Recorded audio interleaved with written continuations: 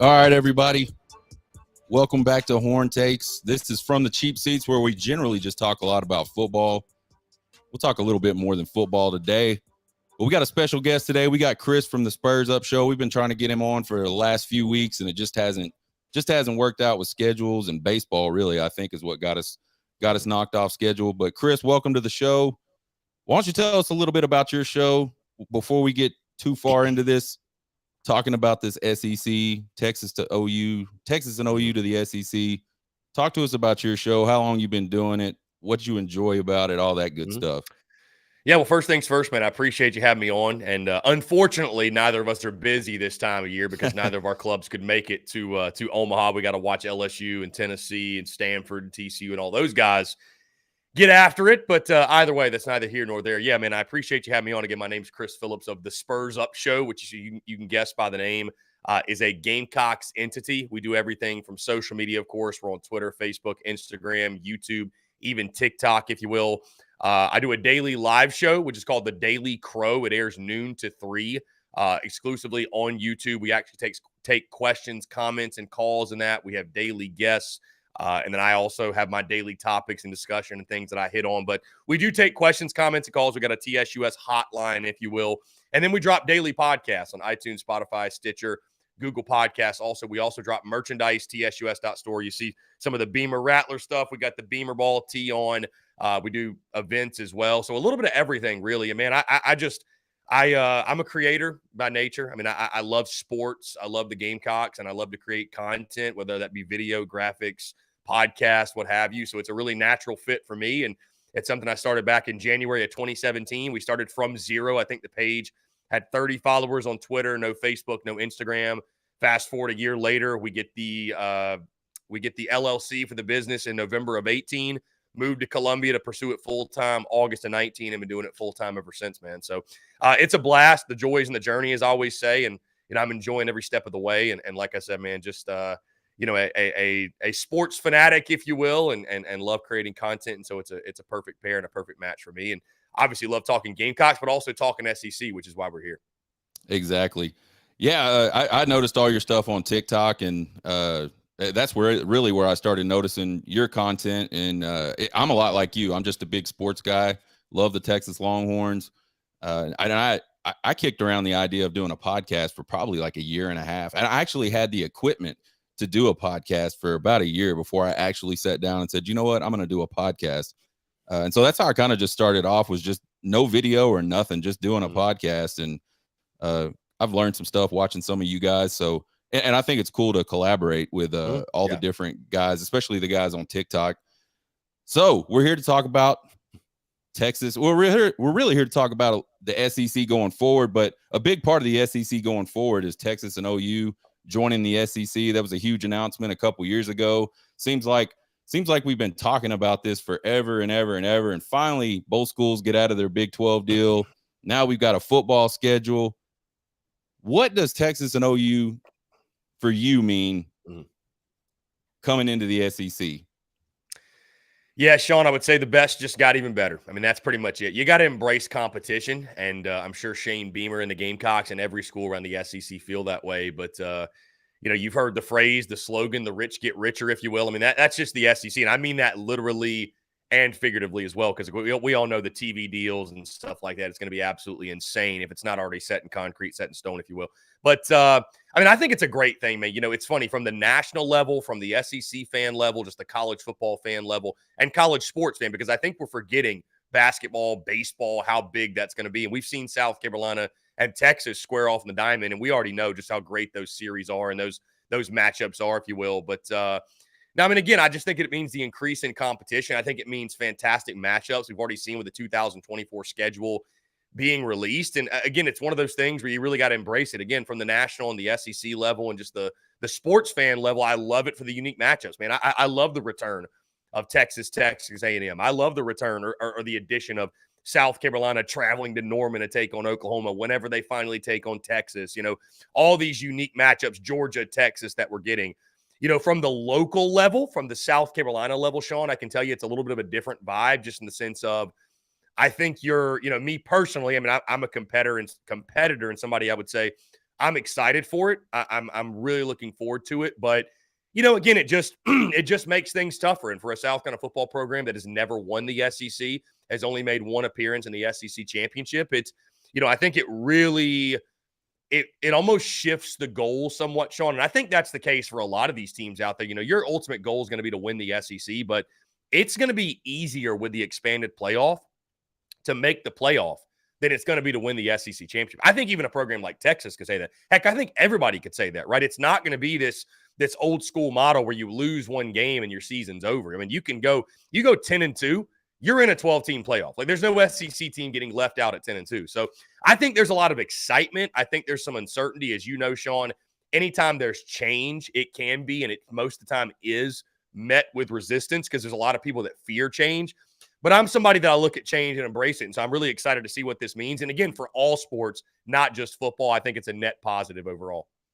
Yeah, absolutely. It was funny you rattled off 3 sports. So when all this started happening, I said, man, I need to talk to this guy about, because I've talked to several Texas folks or guys from the Big 12 about this whole move. I've never really talked to anybody from the SEC. I've had a lot of SEC guys pop onto my TikToks and say, y'all are getting ready to get smashed, and all the typical fan stuff, right? But I've never really talked to anybody from the SEC and heard what they had to say. So I was really excited about the opportunity to talk to you. And I wrote down, obviously we've got football, baseball, basketball, the 3 men's majors are, what I really like to focus on. But I mean, you got softball. You just brought in Oklahoma, who's won the last 2 national championships and never loses games, and whatever. And then Texas, who was in the College World Series championship 2 years ago. They didn't make it out of the Supers this year because they had to play Oklahoma. So yeah. And then there's a lot of these Olympic sports that I think are going to be really good. Texas swimming and diving, which I know they've won a million championships. I don't celebrate them. I don't light the tower for them, but I think it's cool that they've been able to run so heavy in those two areas. I think Auburn's really good at swimming and diving. Am I off on that? I think they are, yeah. South Carolina has been good, not national championship good. They've been solid, but I'm pretty sure Auburn, to your point. Also, you got LSU and Georgia with the gymnastics side of things. So, and I think Oklahoma's really good at gymnastics. So, I mean, as you said, the rich get richer. The competition is going to be just absolutely crazy. And I think you're right to your point about the playoff. The expansion of the playoff couldn't have come any sooner for the SEC. I think when all that discussion started and some of those other conferences were kind of not really on board with that. First, I thought that was weird because why would you not be? The SEC has pretty much been running the college football playoff since the beginning of the college football. I mean, 2 SEC teams were going to get in if they had 2 really good teams. And it wasn't even a question. It was like, yeah, who are the other 2 teams that were going to get in? But then I started thinking, well, with this new SEC from a football perspective, it's going to be really tough to get in a 14 playoff. So the expansion definitely helped with that. And I agree with you 100%. Winning the SEC, and I think as these conferences get bigger and bigger, that's not going to be a big deal at all anymore, winning your conference. It's going to be all about getting to the playoff. Let's talk a little bit about SEC football. And the question I've always wondered, so you go back to when the Big 12 formed, and it was kind of sort of this, people started saying this is like the first super conference or whatever, and they were really good to start off at football. And then all of a sudden, about the mid 2000s, like right after Texas's national championship, you started to see this transition over to the SEC, where it just became this dominant force. Like, what do you think happened at that point for the SEC that just turned them? Because I don't think the talent was not there. What do you think was the catalyst to turn the SEC into like this football power that it is right now? Well, I think you look at the SEC network and that forming, and the overall, I think, just commitment to winning and the investment from the programs across the board. I think specifically, we're sitting right here on the Monday of the College World Series taking place. And I think about South Carolina baseball and, back 2010 to 12, they went to 3 straight national titles, won 2. But you look at the landscape of the SEC at that point and the commitment to excellence amongst the conference, or around the conference with the baseball programs, it's night and day different, man. I mean, you got facility upgrades and stadium upgrades just across the board. Like everybody's got a nice stadium now. You know what I mean? Like Yeah. the commitment to winning and the commitment to excellence and the overall money. And I was going to go back, Sean, to your point about it really is. I feel like this SEC expansion thing, like we're really leading into the whole mega conference conversation, like you talked about, because the SEC, I think, is just going to continue to distance itself from everybody else because you just can't compete with the money. You can't compete with the facilities. You can't compete with the coaches' salaries. You can't compete with the NIL opportunities. Like, you can't compete with any of it. You know what I mean? Like, the almighty dollar speaks, and that's certainly the case. And, so again, I think the overall investment that the SEC put forward, they also had a great run, of course, of great coaches, great athletes, which, again, happens when you're making the proper investment in your program. So, I don't think it's really any some secret or anything. It's certainly not a fluke, right? Because it's been over a decade that the SEC has been dominating across all sports. And again, I keep going back to the baseball note, Sean, but it's so funny. People talk about how dominant the SEC is in football, and it certainly is. Don't get me wrong. But Sean, I'd argue in baseball, it's even more dominant. I mean, 1 through now 16 are just they're great programs. And I know Mississippi State, Ole Miss, like they had a bad year. Those were your 2 previous national champions. Like that's how good the league is on a year in, year out basis. And again, that spans to all sports. So I just think, Sean, simply put, the investment, the increasing money figures, if you will, but the overall investment back into the programs, into the facilities, into things like NIL, I think it's just paying off and it's making the difference. And, I think also the SEC, we got to give Greg Sankey and company, a lot of props for marketing the SEC. It just means more. And the SEC has really fed into this we're better than everybody else mentality. And if you keep saying that over and over and over again, it's like anything else, right? You keep making that statement over and over. And also you have on-field results to back it up, but you keep saying that over and over and people are going to believe it, So now like recruits now, man, they all believe like this is where the best go play. I want to get drafted. And so this is why it's going to help Texas and Oklahoma, right? Like a lot of guys that maybe they were missing out on. And as silly as some of us may think, especially like I think about like Texas football, and not to go down this rabbit hole because I know we'll have tons of conversations about this, but like I feel like Texas should be good at football. Like Texas is a school that doesn't even have an excuse to not be good at football. I don't care what conference they're in. It's just like it's Texas football, man. The facilities, the resources, there need not be conversation. Now that they're in the SEC, though, man, you're not going to maybe lose out on recruits that like the SEC brand is just that big to where it's like if I go to the SEC, I ball out. I'm getting drafted because that's where all these kids want to end up. So the overall commitment and investment in the athletic departments, the school, the teams themselves, the coaches, NIL, everything across the board. I think that's really what has maybe not led to the success because it was already happening, but I think it's what's continuing to distance the SEC from everybody else. Yeah, I think to your point about the marketing, I'm wearing my SEC It Just Means More shirt right now. And I went out and bought this. And I bought one for me and my friends because we used to always joke about the SEC and how, not everybody chants SEC, SEC, but you hear it at a lot of games. And we used to clown on that so hard. And then as soon as Texas, announced they were moving to the SEC, I went and ordered these shirts immediately, sent them to all my friends. And now I have people, I live in Lubbock, Texas, which is weird for a Texas fan, but I get people like looking at me crazy all the time now because I wear this SEC shirt around. But I agree. I think the marketing, so you're right. The talent I think was always there. It took it. I think really getting Nick Saban back into that conference at a place like Alabama, where he could recruit out of his mind, and then they won that national championship against Texas. I think that, and from a Texas perspective, I think Mac Brown's sort of decline in recruiting. I think he had a lot of misses late in his career. And then the marketing for the SEC just really pushed them well past the Big 12 at the time. Obviously, Oklahoma was doing really well, and they still had some, legitimate success for a while, going into a few playoff runs and things like that, where they weren't very competitive, but they made it, right? So, but I think another piece, could be like I think the Big 12 just kind of beat up on itself a little bit. Like Nebraska was obviously huge when the Big 12 formed. And unfortunately, Texas just, I feel like, just kind of pushed them down to the point. And there's a lot of, you can argue a million different reasons, but certainly on the field, Texas gave Nebraska a lot of fits early on in the Big 12, which I think contributed to that part of the country not being as attractive anymore. And then you're right. The SEC starts marketing themselves. The fans start chanting. You get the network. Boom. Now all of a sudden they're in like every championship on the planet.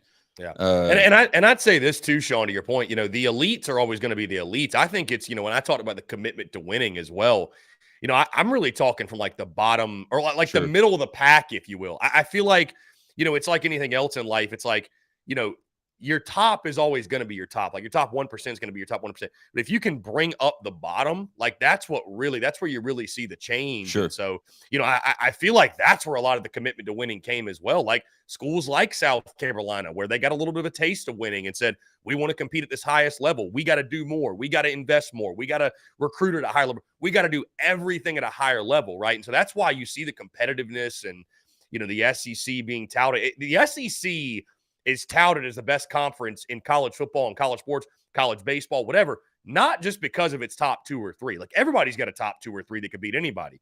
Sure. But it's because of the depth of the conference. It's the depth of the league. You know what I mean? Like, you got teams that are going 6-6 in the SEC that would challenge realistically to win the ACC. Realistically, you know what I mean? So yeah, that's the biggest difference. And I was going to say too, Sean, to your point, I'm not a chanting SEC guy either. I'm not somebody that's riding the SEC coattails of like other teams. Like I think that's kind of a weird thing, if you will. Like I hate Georgia, for example. They were in the College World Series. I'd say I hope they get their brains beat in. Like I have no love right. for Georgia, right? But speaking overall in the conference, you gotta real respect, real game respect game, and you gotta respect what this conference has done with all 16 of its member institutions now that Texas and Oklahoma are in the league. So again, it's the best only gets better. And, I think you're going to continue to see the SEC separate themselves from everyone else. Absolutely. You mentioned a minute ago. So one of the things when this announcement came out, I started talking on my show about like, what this means for all the various sports. And I think a lot of people just initially go straight to football because of the strength of the SEC, sort of the tradition that Texas and Oklahoma have, their past success, their historical success. They're 2 of the biggest blue chip, successful programs in the country. But you're 100% spot on. Baseball is going to be absolutely ridiculous because the SEC is already really, really good right now. And then you just brought in Texas, who's been to 2 of the last 3 College World Series. You bring in Oklahoma that inexplicably made it to the championship game last year. They had a rough year this year, but they've certainly got a good coach. They certainly got good tradition there. That baseball schedule is going to be just insane. You want to talk about matchups and seeing some really high profile, really good teams play each other in a sport. SEC baseball in 2024 is going to be amazing. And I think I'm a huge football guy. I've grown to love baseball a lot more because of my son. My son plays baseball. So I've learned the game a lot more, and I'm really excited about SEC baseball. Sean, it would not surprise me, and I don't think this is too bold to say, with the addition of Texas and Oklahoma, it would not surprise me if we came into a College World Series with 6 of the 8 teams from the SEC. Like if the bracket worked out that way where they weren't just all pitted against each other, right? Unfortunately, we got Right. South Carolina, Florida, and some others. But I mean, heck, there could be a year where 8 teams, all 8 are from the SEC. I doubt they'd ever allow that to happen. But the overall quality of the league, it's certainly a possibility. But, to your point, man, the SEC is already a gauntlet on the diamond. I mean, we can certainly firsthand attest to that. But adding, again, Texas and Oklahoma, and I think it's great, man. Like I said, I love it. You come to a school like South Carolina, or you go to any SEC school to play against the best. Like you want to play against the best. That's why it doesn't matter the sport. That's why you go to the SEC, because you want to play against the best. That's where the best are. And, again, it's just going to put more pressure on coaches and, a higher emphasis on winning and competition, which again, I think is a beautiful thing. I think fan bases might also, though, especially in the football side of things, I think this is more of an issue. We'll probably have to be a little more patient because, especially you look at the way the schedules are rotating now and you look at 2024 and, I just, your team's going to lose games. Like your team is going to lose games. Like you just got to get over that fact. So you got to have some patience with your head football coaches. You can't cycle through them every 2 to 3 years like some programs out there like to do. But yeah, going back to the baseball side of things, Sean, I'll tell you this. I always admired Texas baseball as a youngster. Obviously, you think of Augie Garrido, and I just when you think of college baseball, like Texas is one of those programs that you think of. I think of the big, Texas Longhorns logo out in center field on a turf, if you will. And I mean, it's just, again, Texas college baseball, it just goes hand in hand. So I'm excited to see it, man. Unfortunately, I was not able to make the trip to Austin, Texas when South Carolina went down there, I think 2 years ago. So really looking forward to the road trips, man. Both Norman and Austin going to be a lot of fun. But on the diamond especially, man, you're right. We get so lost in the football conversation because football is king. And I know basketball is obviously really big as well. But, I'm a baseball guy. I love baseball. And so to watch these teams, square off on the diamond, man, it's just going to be a ton of fun. And it's one that, I hope to see South Carolina and Texas. I know it probably won't be a yearly thing, but we'll always look forward to when the Gamecocks and Longhorns square off on the diamond. Yeah, I mean, there's really if you think about it, there's not any not cool sounding matchups in that whole conference now. I can't think of one. I mean, especially on the baseball side, man, because again, right. I mean, every team is good. Like even, Georgia just hired Wes Johnson from LSU, so they're making moves to get back right. Mississippi State and Ole Miss, they were terrible this year, but they're the previous 2 national champions. So they're going to bounce back and be good. Vanderbilt's an elite. Florida's elite. Tennessee's elite. What they're doing, LSU, Arkansas. I mean, Auburn's a really, really good There are not bad programs, I think, in SEC baseball. Really, truly. No, not at all. Maybe the bottom of the barrel you're scraping, I guess, Missouri's got to figure some things out for sure. And then, like I mentioned, Georgia, maybe their new head coach. But, dude, even Kentucky's in the Super Regionals taking on LSU. If Kentucky's playing anybody else, they probably make it to Omaha because they were a damn good club this year as well. So, now that's the beauty of SEC baseball, man, is it's just truly electric every weekend. I know that'll continue. Yeah, it's going to be awesome. Can't wait. So we talked a little bit about what it means for the SEC. What do you think this expansion of Texas and OU into the SEC means for the rest of college sports? I mean, we see all these other conferences scrambling now. They're trying to keep up from a size perspective. They're trying to keep up from a TV deal perspective. Like in terms of what happens on the field, what do you think this means for the rest of college sports? Mm-hmm. And I apologize. I got my dogs playing behind me. So if you hear the rustling, that's what's going on. I got them in the studio today. But no, I mean, I think good luck is what I say to everybody else, man, because I know there's many out there that have the SEC fatigue already. And to your point, it's probably funny. Like if we're having this conversation 2 years ago before the news comes out that Texas and OU are joining the league, I'm sure we're having a very different combo in regards to how you guys, and it's okay. I mean, admittedly, the SEC jams it down everybody's throat. They love to just pound their chest and talk about how great we are. And so, like, if you're in the SEC, you love it. But if you're not, you hear Greg Sankey saying, hey, Greg, are you worried about not playing a 9-game conference schedule versus 8? And he's like, what was the final score of the national championship again? 65-7? Okay, I think we're all right. Like, if you're not in the SEC and you hear that and you're like, what a insufferable just, you know what I mean? Yeah. So, yeah. It's best of luck to everybody else. It's one of those things where you feel great. Like if you're a South Carolina, you're in the league. Like, hey, you're in. We're secured. And you're going to continue, I think, to see teams clamor to get in. I think of a Clemson. I think of a Florida State. I think of a North Carolina. I think of a Virginia Tech, possibly, something like that. So, for the rest of – I think you're going to continue to see some of these other conferences, and I think it's going to be a 5-10-year thing, whatever.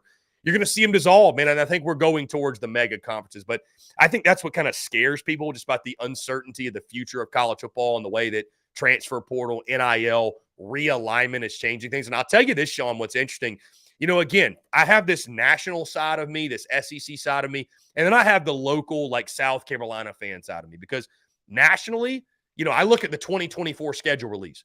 I love it. I love conference realignment. I think it's fun getting different matchups. Like, it's silly, but like the fact that UCLA's in the Big Ten. Does that make any sense? No. None. But to see some of those unique games is going to be really, really cool and a lot of fun. But from the local side, I'm still like a rivalries over realignment kind of guy. So, for example, when Texas A&M went to the SEC and we lost Texas A&M in Texas, like, that's a game that should be played, man. That's a game that should be played every single year. And the fact that it's not, it sucks. But again, I try to be someone, Sean, that embraces change. I mean, again, there's no point in resisting the inevitable. That is change, because change is inevitable. It's just all about how you take it on and how you do you accept it? Do you not, if you will? So, but I think for the rest of college football, man, it's just one of those things where there's going to be some tough decisions down the road. I think the SEC, I wouldn't be surprised if they're not done expanding, and wouldn't be surprised if you see like a Pac-12 eventually dissolve, or another one of these conferences, if you will. And what does it mean for the group of five? I mean, I think that's a really, really big question as well. So college football is changing before our very eyes, Sean. Thankfully, there's people out there that are much, much smarter than I that have the answers, or maybe have the answers to those questions. And, the game and the conferences and everything else, those conversations, they'll continue to evolve. But college football certainly, and college athletics is changing before our very eyes. And I think you just have to embrace change because it's coming whether you like it or not. Yeah, I kind of I'm a traditionalist type of guy, and so when I see I see positives about NIL and transfer portal and realignment and all these things that we're seeing today, but I also worry about the game of college football. I worry that I think eventually what we're going to see is the SEC is going to kind of evolve into like a different league, where there's so many teams in it that they just play their own deal, and everybody else is kind of on the outside looking in, trying to figure out how they do something similar so they can have their own piece of the pie and they can be as exciting. And to me, I think that's cool in a way, but I also think it's kind of scary in a way. So it'll be interesting to see what we happen. You mentioned the 2024 football schedules. That was a great segue into the next little piece for me that I want to talk about. And you mentioned it. Texas renews an old rivalry with A&M right off the bat, as well as Arkansas, which we've played Arkansas a few times since they've left the SEC, or since they left for the SEC, but we haven't played A&M a single time since they joined the SEC. So I think both schools are excited about that. I think from a Texas perspective, you look at that 2024 schedule, it's pretty exciting. Now, I know Florida is not Florida. They're not the Florida we're used to seeing. But, man, I think that's going to be awesome to have Florida and Georgia at Darrell K. Royal in 2024. Mm-hmm. Yeah, just taking a look at the Texas 2024 schedule, and I was going to say, man, I don't know who hurt Oklahoma, and I'm sure you're not shedding a tear over it, but my God, they got a gauntlet, dude, for their first year. Really interesting non-conference matchup, by the way, for you guys at Michigan, September the 7th in that 2024 season. That's an awesome game. But obviously you get the annual date with Oklahoma, but at Arkansas, Florida at home, Georgia at home, like you mentioned, Kentucky at home, Mississippi State at home, at A&M. And then at Vandy. I mean, obviously, I think the Texas A&M game is the one that jumps out. And I'm not sure how you guys feel about it, but I think the SEC certainly said, okay, you're coming in the league. We're going to make you go to College Station. So I'm sure there's some feelings about that. But either way, to see that game return, I think is a positive for all. I mean, you're right, man. You get the Georgia Bulldogs. You get them at home, though. Florida, you get at home. What's Florida going to be in 2 years? Is Billy Napier going to make it that long? I love the Texas-Arkansas game. I know you guys obviously have revenge on the mind after a couple of years ago when Arkansas basically ran you out of the building at DWR Razorback Stadium. Kentucky at home is an interesting game with Mark Stoops, the physicality in that one. I think Mississippi State's manageable. Of course, we already mentioned A&M, and then at Vandy. So I would say Texas's schedule, all in all, you get the big game against Georgia, and obviously you have the annual date against Oklahoma. But, I'd love to get your feedback as well. I think it's a manageable schedule, but, there's no such thing as an easy schedule in the SEC. Like I think manageable is the right word. Like I look at South Carolina's schedule. I think the Gamecocks and A&M probably have the most manageable schedules in 2024, but they're not easy, right? Like I think if you use the term easy, it's incorrect. But I mean, Sean, all in all, I think Texas got a pretty solid draw. And of course, there's some great matchups, man, headlining it, starting with that Georgia game and that Texas A&M game on the road. Those are going to be a lot of fun. Again, those are going to go beyond just the local interest. Those are going to be national type of interest games. And, I mean, you want to play the best. So I'm sure Texas fans are looking forward to that game, especially against the Georgia Bulldogs.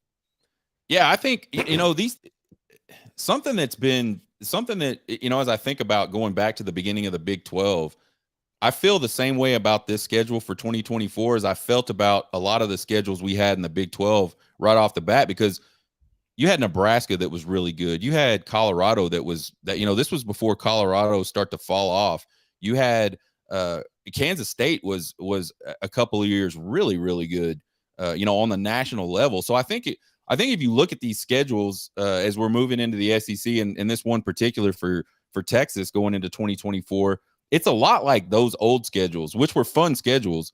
You don't always win them all. You're not going to always win them all. But I think playing those types of teams consistently throughout the season, it helps it keeps the team focused, and it gets them battle tested. There's something to that. There's something to being in a tough game mid season and finding out a way to win that tough game when you get into something more important later on down the line. So as bad as Texas has been in the Big 12 for the last 10 years, been pretty horrible. And it's interesting because I feel like those schedules were the worst schedules in terms of the quality of the teams they were playing. They just weren't that good. And maybe that's part of it. Maybe that's part of why Texas hasn't been as good, because it's like you said earlier, it's just not exciting to go watch Texas play Kansas. It's just not exciting to go watch Texas play Oklahoma State. Even though Oklahoma State's had some success, it's just not the same thing. So I think that, this 2024 schedule, while you're right, I think it is very manageable. I don't think it's definitely not, the toughest one by any means. And I've seen a lot of articles that have it, way well down the list.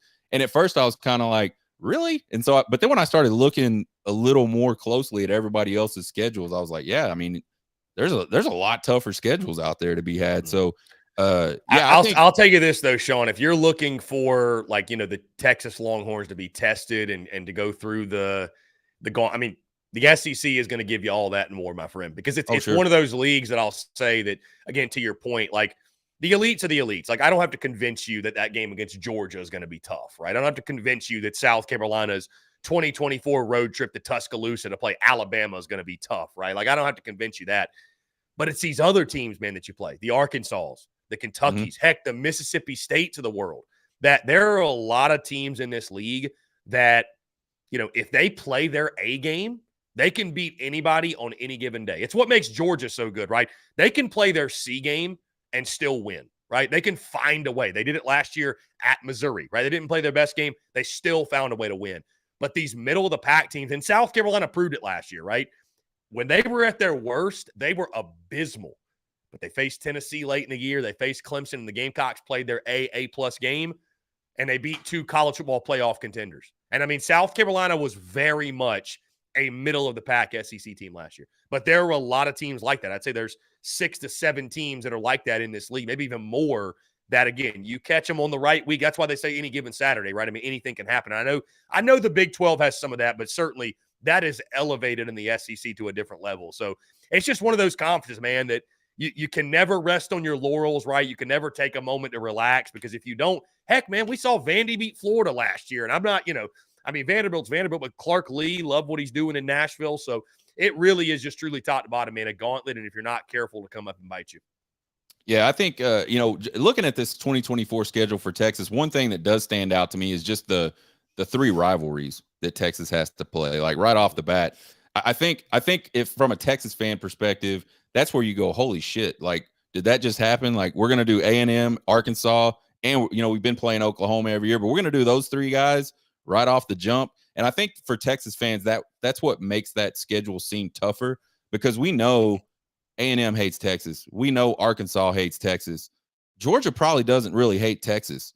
Vanderbilt probably doesn't really hate Texas. Hell, LSU probably doesn't hate Texas the way A&M and Arkansas hate Texas. So those are going to be just brutal, like knockdown, drag out, fist fight, backwoods brawl type of games.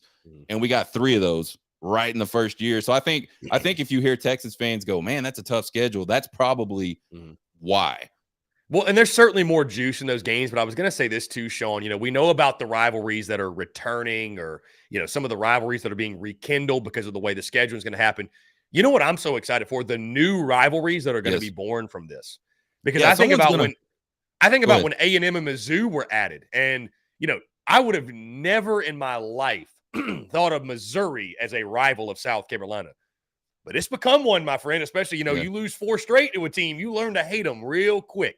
So, I don't know who it's going to be, right? It's tough to say, but I think just naturally, because of some of the results on the field and because of some of the games and some of the storylines and maybe coaches going back and forth. I mean, you can just never predict what's going to happen in the week of a game, right? But the rivalries that are going to be born is going to be really, really cool to see. And like you mentioned, it's just going to add more and more juice to these matchups. But I mean, that's what we all love, right? That's what makes college football so special. Heck, I was talking to somebody about this last night, Sean, that like one of my favorite things, I'm such a college football junkie to the point that, like, I remember playing NCAA football as a kid, and I used to just love seeing the nicknames for the rivalry games.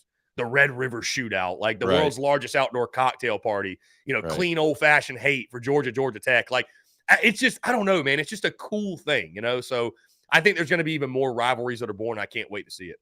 Yeah, I think you're absolutely right, because there's going to be some teams that win some games that they probably shouldn't pretty quick in this whole deal, and it's gonna build that hate factor. I mean, I think from a Texas Georgia perspective, there's a little bit of hate from that Sugar Bowl a while back, where Bevo tried to attack Uga and all that stuff. I mean, I think there's already a little bit of that. Let Texas win that game in Austin, and all of a sudden Texas is going to be a team that Georgia really wants to get back at, right? So I think you're right. It's going to be awesome. Did the SEC make any scheduling mistakes? I've heard a lot of. I mean, you can't bring in two teams, flip the schedule around as much as they've had to do to get all this stuff put together and not upset some fan bases in terms of who they're playing, who they're not playing. What do you think about SEC mistakes in this first round of scheduling we see? Yeah, I mean, Sean, I'd say this: to insinuate that they made mistakes would to insinuate that there's a solution, and I don't have there's a right answer, and I don't have a right answer in my back pocket. If I felt like I did, I would say they did, but I think they did the best they can. And listen, there's just going to be some years, man, where you have a favorable schedule or less favorable or what have you, or it's more of a gauntlet this year than the next year. It's sort of the randomness of it all. So, I mean, to say they made a mistake would maybe be too strong of a word. I mean, I know there's some fan bases out there that are less than thrilled with their draws. I mean, even South Carolina, it's just weird not seeing Georgia, Tennessee, or Florida on the slate. That's the first time, Sean, the Gamecocks haven't played each of those three individual teams since 1991. So, like, it's a really, really weird thing to see. But again, to insinuate that they made any mistakes, I don't think so. And I mean, I'm not sitting here again trying to stroke the SEC's ego. Not that they need that necessarily, but again, to insinuate they made some massive mistake would insinuate there is a solution out there or there's a right answer. And I can't sit here and say right now to you. Now, it's not really the first schedule that I'm worried about or intrigued. What's the second schedule look like? Then the third. Like, how is the rotation, right? Does the rotation feel fair? Does the rotation feel adequate to what we're expecting? So I think in this first go around, though, and also, Sean, we got to answer the question of, are we doing this 8-game thing or this 9-game thing? I think the SEC will eventually go to the 9-game schedule. And everybody who's going at Greg Sankey for not doing it immediately, bro, they hold the cards in their hand. Like, they've got the perfect hand, bro. They've got the ace in the hole. They're sitting here negotiating ESPN TV deals. Like, they're going to keep doing so until they get the numbers they like. So I don't blame Greg Sankey at all. Like, they know they're the best. Again, Sankey made the comment of, what was the final score of the national title again? So, I mean, he's not too concerned with what people on the outside are saying, which is exactly how you want your leader to operate. So I don't think there's any mistakes in this first schedule. And, we'll see how it continues to evolve and what the matchups look like, if you will. But, all in all, I have no complaints. But again, when they go, not if, when they go to the 9-game conference schedule, I think we'll have a lot more to debate when we talk about who are the permanent opponents versus rotating, stuff like that. I think that's where you're going to start to maybe, did they make a mistake putting this team against this team? And I mean, there's going to be gripes, Sean, because, for example, Tennessee is going to get Vandy as one of their permanent opponents. I mean, it's just, they're not all going to be built equally, right? So right. I think we'll have more to debate at that point. But for 2024, I think the SEC did about as good as you could ask for. Yeah, I kind of agree. I mean, and really what I meant by that question was which fan bases are pissed off. I like A&M. I felt like I think A&M was pretty upset when Texas got asked to come into the SEC or petition the whatever. I don't know. I don't know what happened on the back end of that, but Texas is coming to the SEC. When that got announced, like, A&M fans lost their freaking minds, man. They could not believe that this was happening. Apparently, there was some sort of gentleman's agreement in place that it would never happen. A&M made the move to get away from y'all, right? Isn't that what happened? But, yeah, I mean, I think so. I mean, they did it for a lot of reasons. They've been trying to get in the SEC for a long time. Going back to even when Arkansas left the Southwest Conference, A&M has been in talks with the SEC for decades about trying to join the SEC. And there's always been some, reason why they didn't. And I think they took the opportunity when Texas was flirting with the pack and trying to figure out what they wanted to do with the Big 12 going forward. I think they took that opportunity to say, you know what, enough of this. Let's go to the SEC. The SEC welcomed them in, and that's what happened. So yeah, I don't know about any gentleman's agreements, anything. I've heard all this crap, but I think A&M fans were absolutely upset. There's no denying that when Texas got announced that they were going to the SEC. A&M fans lost their shit, and I think they got that rivalry back, and they got it at home. So I think they're happy. I think there's got to be some teams that are probably, and some fan bases that are probably like, man, this sucks. We're not going to get this game. Or, and you're right. It's one season, and they've got to do something to kind of get the party going, right? So yeah, maybe mistakes was the wrong word, but I appreciate your answer, and I think you're right. I think that you can't please everybody, and you're not going to in a thing this big. I think what'll be interesting is when they go to 9 games, what does that look like? I did a show way back earlier this year where there was like this 3-6 model where you had 3 permanents and then 6 rotation teams, and I think some of those teams, the way it was set up on the graph I saw, looked really rough and not cool for them at all. So it'll be interesting to see how all this stuff plays out. You mentioned earlier while we were talking about recruiting, and something that I think hurt Texas in recruiting was Texas A&M getting to the SEC and having some mild success. Like, I don't think they've ever finished above 4th or 5th in the SEC West, and maybe I'm wrong on that, but I think it's at least close to 100% accurate. But they've had some really high profile games that they've won. That game against Alabama where Johnny Football's running around chunking the ball behind his head and making plays happen. That was a huge game for them, and I think it helped them a lot in recruiting, not only the state of Texas, but then they're also able to go, hey man, we're going to be at Alabama, we're going to be at all these other states that normally don't get to see Texas A&M football in that way. And I think that's a huge advantage for them. I also think it opened up the floodgates for the rest of the SEC to come into Texas and say, hey man, we're going to be in Texas some, you should come play for us. And so having that go back to where Texas is now, not only are they playing A&M, they're going to get that head to head with them. I don't know how often, every so often. They're going to be able to have the opportunity for bragging rights there from a recruiting perspective. But also now Texas can say, man, we're going to, we're going to go to Georgia. We're going to go to Florida. We'll play at Neyland Stadium. We'll play in Baton Rouge. All those matchups that you're going to get to see. I think that's huge for Texas in recruiting. And it makes me just think of like a series of questions. I'll get your thoughts on that, and then we'll talk a little bit more about really what it means for recruiting for the whole rest of the SEC. Yeah, and I think certainly for Texas, man, you think about it, the matchups and the different locations they're going to go to. Now you're able to establish some sort of a recruiting footprint, or more so than even what you were doing. I mean, I think specifically from the South Carolina side of things, I mean, I think it's one of the reasons Shane Beamer's had so much success in recruiting, because, he came to South Carolina, and because of his experiences on the Georgia staff and being at Oklahoma, and he pulled in assistant coaches who had been all over the place as well. I mean, you look at their recruiting footprint. I mean, of course, they start in the state of South Carolina, but dude, they're all over the place. I mean, they're just dominating the DC area up in Maryland, if you will.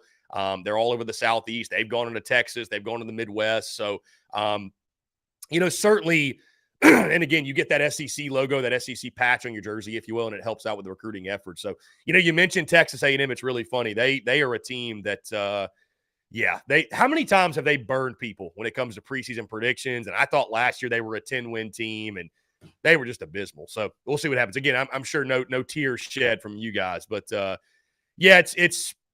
it certainly elevates your recruiting efforts. Not that Texas needs a bunch of help, if you will, but when you're getting in those different states and those different matchups and getting in front of kids and everything, it's only a positive for your program. And again, South Carolina directly has felt that. So I think it's one of those things that Texas will certainly benefit. And to your point, man, SEC teams across the country and across the Southeast, if you will, now going into Texas, going into Oklahoma, maybe it opens doors for new recruiting avenues, if you will. Yeah. Sark already in a very short time, and without a lot of great success on the field, has really started to move into SEC country and start plucking some guys out. I mean, he hasn't got the commitment yet, and certainly hasn't got the signature yet, but he's favored to get the number 1 running back out of Florida the last 2 years. And I think both of those guys were the number 1 running back, depending on which recruiting agency you're looking at, the number 1 running back in the country. And I think there's almost 100% chance he's going to get that kid out of Florida this year. And then he's grabbing guys out of Alabama. He's bringing guys in from Georgia on recruiting visits. He's bringing other Alabama guys in for recruiting visits. I really think, and maybe this is just me being hopelessly optimistic, but I really think with this move to the SEC, and if Texas can have any kind of success on the field this year, I think it's going to open up a whole new world for Steve Sarkisian. And I think you're going to start to see guys that would normally just be automatic to go to Georgia or LSU or Alabama. They're going to start going, well, let me check out this Texas thing again. If they can have some really good success this year and carry that momentum into their first year of the SEC, I think we could see that. One thing that's been interesting about just recruiting in general, but it's obviously a huge point for SEC schools, is Georgia and Bama have just had this monopoly on 5 stars for like the last few seasons. I mean, it's ridiculous. Like there's only X amount of 5 stars, and something like, it's above 50%, and it may be higher than that, are at Georgia and are at Alabama. I wonder if we start to see that erode a little bit over time as we start to see just this difference in the way the SEC plays out and this playoff expansion. You know, a couple of years ago, if you're a 5-star football player, you go, I got to get to Alabama or I got to get to Georgia if I want to be in the playoff. Now we're going to what are we going to? 18, 12 team? Yeah, 18, 12 right? team, 12 team playoff. 12 team, yeah. I can't even remember. 12 team playoff. You don't have to say that anymore, but I think you're right. The power of that is still going to be in the SEC, but that gives you a lot more options about where you go to school. What do you think about that? Do you think we're going to see any kind of erosion? Yeah, I mean, I think, listen, the best players, the 5 stars, right? They want to win and win at a high level because they want their talents displayed on the biggest stages. And what's the biggest stage? Of course, Sean, to your point, that is the playoff. So, I think if there's anybody that can make that erode, if you will, I'm not saying there aren't other really capable SEC programs because we're seeing what Tennessee's doing, even South Carolina, who was on the up and up last year, LSU, who won the SEC West last year. Let's definitely give them credit. But if you're going to go up against Georgia, Alabama, I think you need a number of things. I think you need a strong commitment from your administration. You need a commitment financially in this NIL space. But that brand recognition, it helps. And if there's any brands that can compete and make that erode, like you're mentioning, it is Texas and Oklahoma. Both of those programs have star power. They have brand power, if you will. And those are types of schools. And they can walk in any kid's living room and make a difference. And now you have the pitch of, hey, why go to Georgia or Alabama when you can beat them? You know what I mean? We can beat them together, right? You don't have to go there to be in the SEC. Again, now you just have that check mark of, oh, we're also in the same conference as them. And to your point, the 12-team expanded playoff, you can still pitch the playoff. Hey, even if we don't win the SEC, you help us go 10-2. We win double-digit games. We're in a college football playoff. So I think that's going to help a number of teams. I mean, I look at a school like a South Carolina, who I think could be a team that competes, maybe not to win the SEC, but get to the playoff on a, let's say, every 2 to 3 year basis. I think that's a realistic thing. And I think you could say that for a number of SEC teams that are middle in the pack that could kind of take that next step, if you will. But certainly I think the addition of Texas, Oklahoma, I think there will be some evening out of where the 5-star prospects are going. But, it's just, and Texas and Oklahoma, again, have got that brand power. They've got that star power, I think, to where they can do that because there's only a limited number of 5 stars. And to your point, man, most of these 5-star kids, I mean, you see them kind of go to different places, but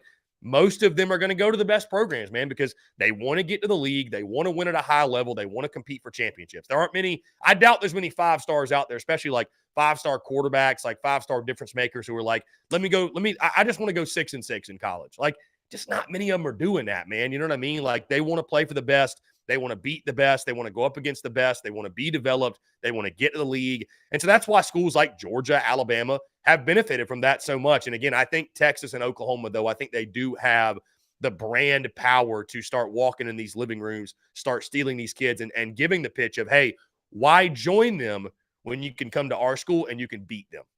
Yeah. I think another interesting question as you were talking, my brain's going, I think another interesting question is if we do start to see sort of that parity across the SEC with recruiting, we don't see that huge advantage for Alabama. We don't see that huge advantage for Georgia. What does that do for other schools outside of the SEC going forward and their prospects, not just recruiting wise, but their prospects of actually being able to compete in a playoff. Yeah, I mean, I think again, it opens the door up for these middle tier SEC teams in regards to recruiting. You start to go into Texas and Oklahoma, and you're able to, you're able to pick those guys off as well. And I mean, it's just going to be the wild, wild west, man. I mean, recruiting is going to continue to expand. You might see guys from the transfer portal going, from Texas and OU to some of these different schools, but I mean, it's just again, it goes back to the beginning of our conversation, Sean, where the best just gets even better. You know what I mean? It's the competition is going to continue to elevate. There's going to be more of a commitment financially from what the TV deals are going to do, and just what each school is going to invest back in the program. Heck, we're seeing it across baseball, man. And I've said this for a while. 10 years ago, South Carolina Founders Park was the best ballpark in college baseball, and now I think the Gamecocks might be due for some upgrades because everybody's got a nice ballpark. Like, everybody does. You know what I mean? The days of college ballparks being college ballparks are kind of over. Like, these stadiums are now cathedrals. Like, it's an arms race, a facilities arms race to keep up with the Joneses, if you will. So, but I think this is going to help other teams. Again, I think from the financial side, I think from the recruiting map, the recruiting footprints all expanding. I think it's going to continue to help everybody in the SEC. And I think you're just going to continue to see the competition rise to an elite level, if you will. Yeah, I watched a lot of the obviously. I mean, if you watch the college baseball tournament, you're going to watch a lot of games in SEC stadiums these days. And I was sitting there thinking to myself, and the dish is not, Dish Falk Field is not good. It's it's not a dinosaur, but I think Texas has a lot of catching up to do in terms of facility for baseball. And like it or not, that's important to kids, man. Kids, when they just like they walk into these big, football stadiums and go, holy hell. There was a kid that was at Texas's big recruiting weekend this weekend for football, and he couldn't believe how big Darrell K. Royal Stadium was. And you look at some of these SEC baseball stadiums, they got double decks. They've got, lots of stands out in the outfield, just really neat, architecture and things like that. So I agree with you. Going back to your earlier comment about investment, the SEC is obviously invested heavily in baseball. And I think for both Texas and Oklahoma, that's a place where they're going to have to seriously think about throwing some money at some stuff just to come in at the same level of where some of these other schools are right now. For sure, man. I mean, again, I think that the continued expansion, I mean, you're going to continue to see that investment elevate. And South Carolina, other schools, middle of the pack, going to be the beneficiaries, but all across the board, man. It's just, again, it's going to make the best even better, man. I can't wait to see the ramp up in competition and the great matchups that come from it. And I mean, certainly the national landscape is going to feel it as well, man, with the competition for South. The SEC just added 2 elite contenders in Texas and Oklahoma across all major sports to compete for national championships. So I'd imagine they're going to continue to bring home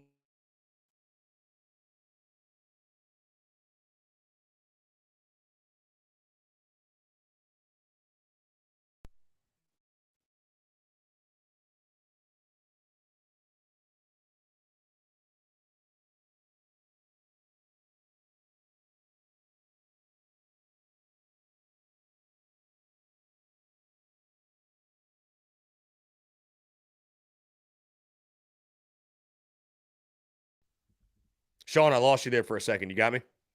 Yeah, I got you now, man. Okay, I lost you as well. Sorry about that. No, yeah, I was just saying, though, man, it just makes the best even better. And again, from the national landscape, man, I think with the addition of Texas and Oklahoma, you will continue to see the national championships just roll in across all major sports because, again, you just added 2 more elite contenders for every sport. So those who have SEC fatigue, I hate to tell you, I don't think it's going to get any better anytime soon. No, it's absolutely going to get worse for everybody. And at some point, Oklahoma and Texas fans will embrace that as well. As much as we hate to say it today, we'll embrace, being a part of that. And I think to some extent we probably already have. You got time? I know we're coming up on an hour. I don't know what your schedule looks like. I got some more stuff to talk about if you have time. Yeah, for sure. Let's go ahead. All right, man. So we've talked a lot about 2024. Let's talk about 2023, and let's focus on South Carolina for a minute. You guys do have some recruiting momentum. I don't remember the kid's name, but y'all got a big time recruit out of the DC area in this last recruiting class. On the field, the season probably didn't go the way you guys would have hoped, but I think if you look at the last half of that season, South Carolina fans have got to be ecstatic about the way that went down. They beat Tennessee, they beat Clemson, and then you played a really good bowl game against Notre Dame. You got Spencer Rattler coming back talk to us a little bit about South Carolina expectations from a fan perspective. What do you guys think this 2023 season is going to look like? Yeah, so Sean, you bring up some great points. First off, the momentum that Shane Beamer has built both on the field and recruiting. I mean, it is at an extremely high level. I mean, I think the hype going into South Carolina's 2023 football season is it matches any previous hype we've seen over the last 10 years. Truly, I mean, fans are fired up. I mean, anytime you close out the regular season like you did last year, beating Tennessee, and then of course the arch rival Clemson for the first time since 2013. I mean, there's obviously going to be a lot of hype and anticipation, if you will. But I view this South Carolina football team with Spencer Rattler. The big question, it's just consistency for him, right? We saw the ceiling last year, but the floor is so low. Can he be a more consistent version of what we saw in those final 2 weeks? Offensively, offensive line's the question mark, and line of scrimmage really is the question mark across the board, with the defensive front being one of the worst in the SEC last year in regards to stopping the run. Excuse me. You lose key guys on the defensive side, and really, I see South Carolina being a little bit better offensively, a little bit worse defensively, and looking to just capitalize on that momentum. Again, they're recruiting at a high level. They're recruiting on the line of scrimmage at an elite level, but it really just comes down to what are they going to get out of both sides of the ball up front, because this is still a line of scrimmage league. So I see South Carolina being around a 7 to 8 win team. Yet again, I think they're actually pretty similar to what we saw last year.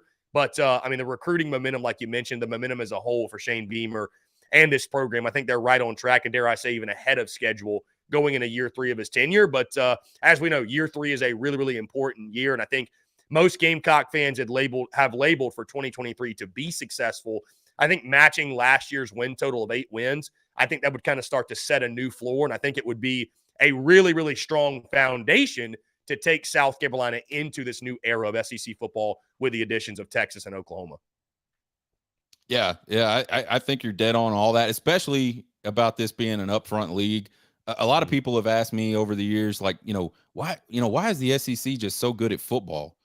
And the reason is because they dominate the line of scrimmage offensively. The best teams in the SEC year in and year out are putting guys in the league off the offensive lines, and they're putting guys in the league off the defensive lines, and not just putting them in the league. These guys are getting drafted very highly.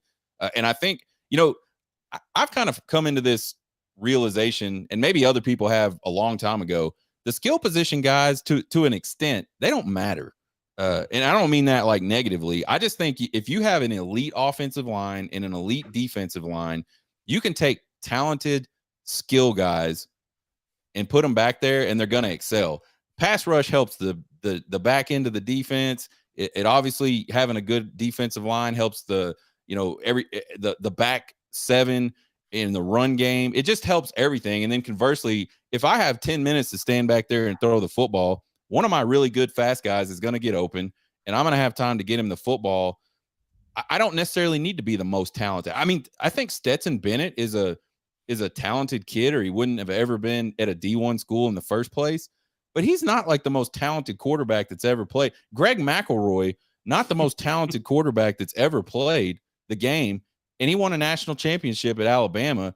And the reason why is because that offensive line kept him off his ass all the time. So I think that's a huge key. And I think that's where I'm really excited about Steve Sarkisian and the way he's approached recruiting these last 2 years. He is really building the foundation to be able to have some depth at those positions.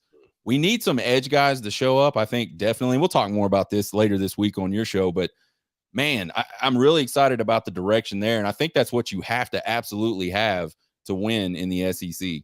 And you also, Sean, have to factor in special teams, of course, when you talk about the Gamecocks. I didn't mention, we say on my show, Beamer ball to the moon, right? It's Beamer Absolutely.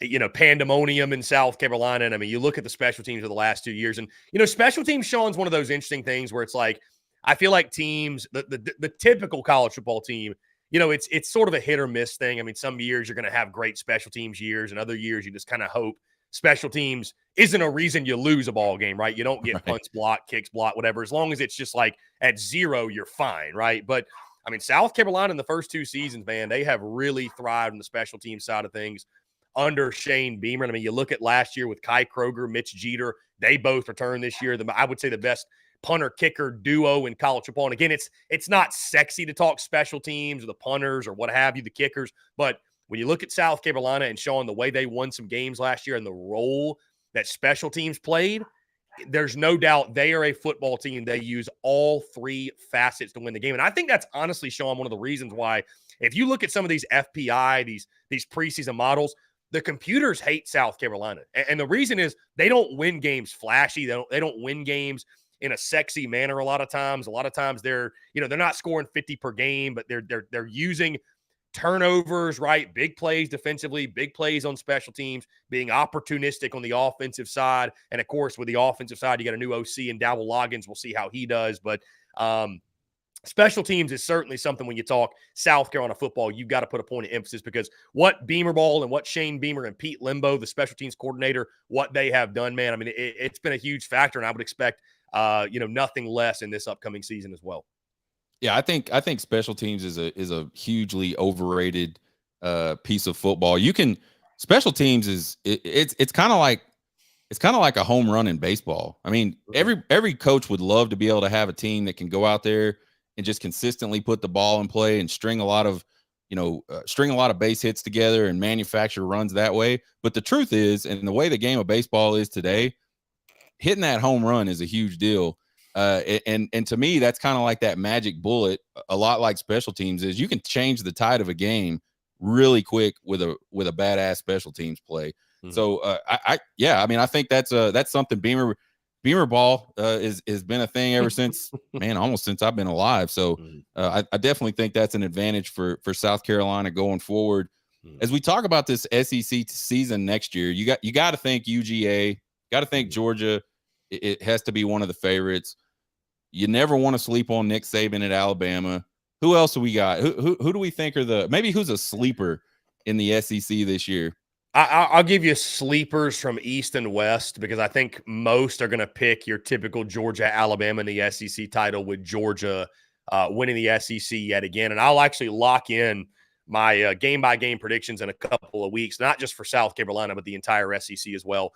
I think in the East, when you look at sleepers, I think you got to go with Tennessee, man. I mean, I just think with Joe Milton, I know he's unproven, but Bazooka Joe, the system that Josh Heupel has put in place, their defense should be better. And again, they got to replace a lot of guys on the offensive side. I'll tell you this too, not a sleeper to win the East, but a sleeper to give a couple of teams headaches. Kentucky with Devin Leary at quarterback, Liam Cohen at the offensive coordinator spot. I think they're going to be a dangerous team. And then in the West, I'm not going to call LSU a sleeper. That's just so unfair to what Brian Kelly's built. They've got Jaden Daniels back at quarterback. Elite talent across the board, obviously. I think it's a fair pick to have them win the SEC West. So to call them a sleeper, I think is unfair. Again, not to necessarily win the West, because I do feel like there's a gap between Georgia, LSU, Alabama, and everybody else. I think Arkansas with KJ Jefferson could be a sleeper in the SEC West in regards to like giving teams headaches, right? Like I like KJ. They've got Rocket Sanders back at the running back position. Sam Pittman, one of the best coaches in the conference, in my opinion. And again, I think that when you got a quarterback like KJ Jefferson, you have a chance, and you could realistically argue that he is the best quarterback in the SEC all the way around. So I could see the Hogs having a bounce back season after last year, went 6-6. They had high hopes. They had high expectations. I could see them bouncing back in a big way. And again, you mentioned line of scrimmage. Arkansas is always going to be a team that's big, physical. They believe in playing in the trenches, playing up front, punching in the mouth. And so do not be surprised if Arkansas maybe returns to that 8-win range and gives a lot of teams in the West and the SEC as a whole a headache. But, I think this is Georgia, Alabama, LSU. I think this is their league and this is their world. And we're just kind of living in it at this point. Yeah, I'm not as high on LSU yet, and I think they're talented, and they've obviously got a good coach. I just feel like you got to show me. Like, I mean, I know they had a really good season. I mean, if you look at their season last year, according to what people thought they would do, it was a really good season. To me, that game against A&M though, I can't let that one out of my head. That was rough. So I don't know. We'll see what LSU does. I still think it's Bama and Georgia probably. A question I've had, and I've had it for a lot this year. Look, Alabama struggled a lot.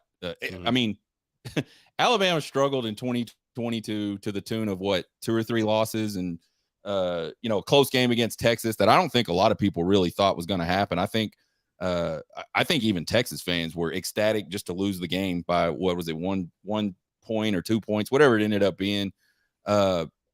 But a lot of people talked about Nick Saban and, Alabama struggling. And something I posited, and I'm not saying this is the fact, but you got to look back to when Mac Brown was finishing up his career at Texas. I think there's something to be said for after a while, you just lose effectiveness. All CEO types lose effectiveness over time. You can't maintain that same level of whatever you want to call it, intensity, or, again, whatever word you want to use for it. It's hard to maintain that past, say, 10 years. Are we starting to see, just in your opinion, are we starting to see Nick Saban? He's obviously still recruiting well, but are we starting to see him lose his effectiveness to motivate that team the way he used to be able to motivate that team? Because I think one of Nick Saban's greatest strengths was convincing some of the best football players on the planet that have been playing in the best football program on the planet for, multiple years, that they weren't good enough. Yeah, I think Alabama lacked discipline last year, which was really, really surprising in regards to all the penalties and the sloppy play. I'm not one to necessarily doubt Nick Saban. I don't think Alabama is going anywhere. But to your point, like, the game continues to evolve. And so we're seeing these coaches like Dabo Swinney's and Shane Beamers of the world have success. And that's kind of becoming the new norm. But I mean, also we're seeing a guy like Kirby Smart, who's nothing short of a hard ass, and he'll have you wanting to run through a brick wall. So, I think that, Alabama, listen, I think their fall off the cliff is much exaggerated. They lost 2 games last year by a combined 4 points. I know they didn't look, the way that we're used to seeing Alabama look, but I think Alabama will be fine. And it seems like that every time somebody doubts Nick Saban, doubts the Alabama program, they bounce back in a big way. So it would not surprise me at all if they went 11-1 or even undefeated, won the SEC West, and sort of reminded people what Alabama football was all about. But, I think Nick Saban, man, again, we all keep waiting for that retirement and it never comes. And the dude's a competitor. He's got that fire, and I don't see him falling off anytime soon. My guy, Sean, I got to run. These dogs are going to kill me if I don't let them out. They're fiending right now for some reason. But no problem, man. Thanks for coming on the show. I know we'll talk later this week, but again, to your point, man, I'm excited to have Texas, Oklahoma in the league. Alabama, I mean, again, man, is they're a force. Georgia's a force. LSU, Carolina's on the rise. Tennessee's on the rise. It's going to be a lot of fun, man, with Texas and Oklahoma, and they get a taste of the SEC in 24 and beyond. And looking forward to the increase in competition and the great matchups that come from it. Absolutely, man. Have a good one. Thanks for coming on. Sean, I appreciate you, man. All right, that was Chris from the Spurs Up Show. You guys check him out on TikTok. He's got all kinds of web pages and obviously does a daily live show. You guys should check it out. Join us next week on the Cheap Seats. We're going to talk some Texas recruiting. Starting to heat up a little bit. They're starting to get some momentum. For a long time, they hadn't had many commits. They're starting to get some commits. Also, I'm going to be on Chris's show on Thursday, I believe 4 Eastern. We're going to talk a little bit of Texas football, Texas joining the SEC. So you guys check that out. Subscribe to the podcast anywhere you listen to podcasts, or you can check it out at horntakespodcast.buzzsprout.com. Subscribe to the YouTube channel at Horn Takes. Find me on TikTok, Twitter, and Facebook. At horntakespodcast@gmail.com with all your comments, questions, concerns, and criticisms. I love them all. You guys have a good one. Hook 'em.